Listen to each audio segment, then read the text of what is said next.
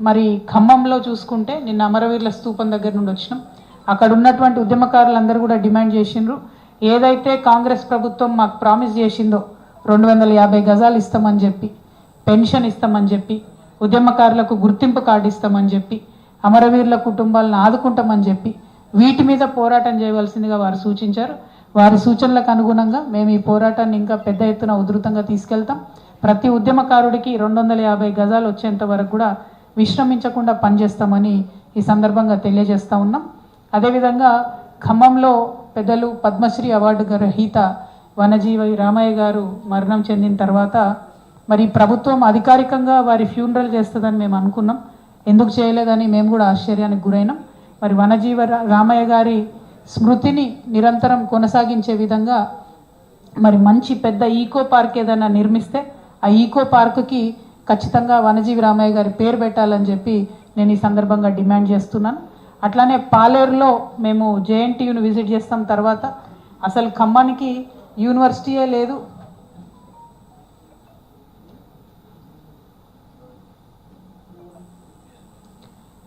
పాలేరులో JNTU ఏదైతే ఉందో అది ఒక 300 మంది కెపాసిటీ ఉంది ఇప్పటికీ. కానీ ఇప్పటికి కూడా రెంటెడ్ బిల్డింగ్లో నడుస్తుంది కాబట్టి దానికి తక్షణమే మంచి బిల్డింగ్ కట్టాలని చెప్పి డిమాండ్ చేస్తూ మరి ఓవరాల్గా ఖమ్మంకి ఒక యూనివర్సిటీ లేకపోవడం అనేది పెద్ద లోటుగా ఉన్నది. ఖమ్మంకి యూనివర్సిటీ సాధించుకోవాలి. 3 మంత్రులు ఉన్నటువంటి ఈ జిల్లాలో ఒక యూనివర్సిటీ తీసుకొస్తే మీ పేరు నిలబడిపోతుందని ఈ సందర్భంగా మంత్రుల్ని కూడా నేను డిమాండ్ చేస్తూ ఉన్నా.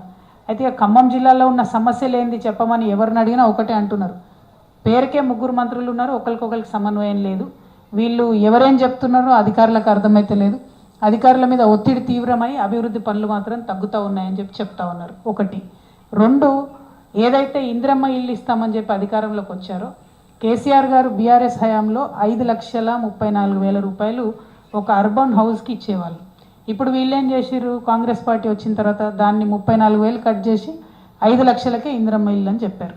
ఓకే, దాంట్లోంచి ఏం చేసిండ్రు, ఇప్పుడు 75,000 ఎన్ఆర్ఈజిఎస్ మహాత్మా గాంధీ ఉపాధి హామీ పథకం కింద దాన్ని అటాచ్ చేశారు. దాంతో ఏమవుతుంది, ఇల్లు కట్టుకునే వాళ్ళకి ఆ 75,000 రాకుండా పోతున్నది. కాబట్టి ఇల్లు ఎవరికైతే వచ్చింది కూడా కాంగ్రెస్ వాళ్ళకే ఇచ్చుకున్నారు, కార్యకర్తలకు. ఆల్మోస్ట్ ఎవ్రీ విలేజ్లో 5-10 మందికి వాళ్ళకే ఇచ్చుకున్నారు. కానీ వాళ్ళ కాంగ్రెస్ కార్యకర్తలకు కూడా ఆ చివరి బిల్లు రాకుండా ఉండిపోతున్నది, ఇబ్బంది జరుగుతూ ఉంది. కాబట్టి ఇందిరమ్మ ఇండ్ల మీద స్పెషల్గా ఒకసారి రివ్యూ చేయాలని చెప్పి నేను ఇక్కడ ఉండేటటువంటి మంత్రివర్యులందరినీ కూడా కోరుతా ఉన్నాను. మరి ఖమ్మం టౌన్లో మొత్తంగా కూడా మొన్న మున్నేరు వరద వచ్చిన తర్వాత మునిగిపోయినటువంటి కాలనీలు ఉన్నాయి. ప్రత్యేకించి పేదవాళ్ళు ఉండే కాలనీలు కొన్ని ఉన్నాయి. వాటిని త్వరితగతిన రీటైనింగ్ వాళ్ళు కంప్లీట్ చేసి మరి ఎస్పెషలీ బొక్కలగడ్డ లాంటిది, పద్మావతి నగర్ లాంటిది, వెంకటేశ్వర నగర్, మోతీ నగర్ ఇట్లాంటి వారిని ఆదుకోవాలని చెప్పి నేను డిమాండ్ చేస్తూ ఉన్నాను.